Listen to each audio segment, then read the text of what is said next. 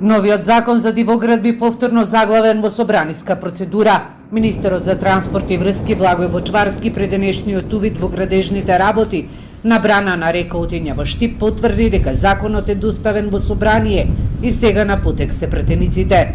Законот за кој јавноста имаше остри реакции побара дебата, во два наврати се коригираше, беа вклучени експерти и еснавските здруженија, ги помина сите постапки.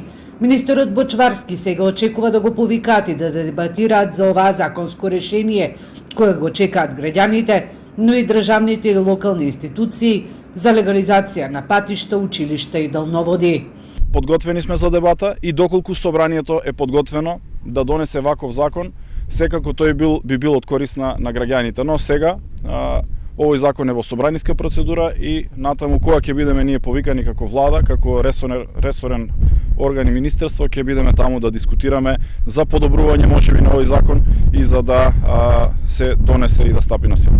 Председателот на Собраниската комисија за транспорт и врски Владо Мисајловски за Телма потврди дека законот пристигнал до нивната комисија, но претеничката од Дом Маја Морачанин побарала надзорна расправа за законот за дивоградби. Мисајловски вели дека иницијативата ја чека од Морачанин, пошто ќе почне посебна процедура и ќе бидат повикани повторно експерти и здруженија за да дадат свое мислење. Тоа значи дека овој закон наскоро и нема да биде донесен. Побаравме одговори од претеничката Морачанин, кога ќе ја достави иницијативата и зошто побарала надзорна расправа. Во телефонска порака одговори дека денеска не може да одговори на прашањата поради службени обврски. Одлевање на членство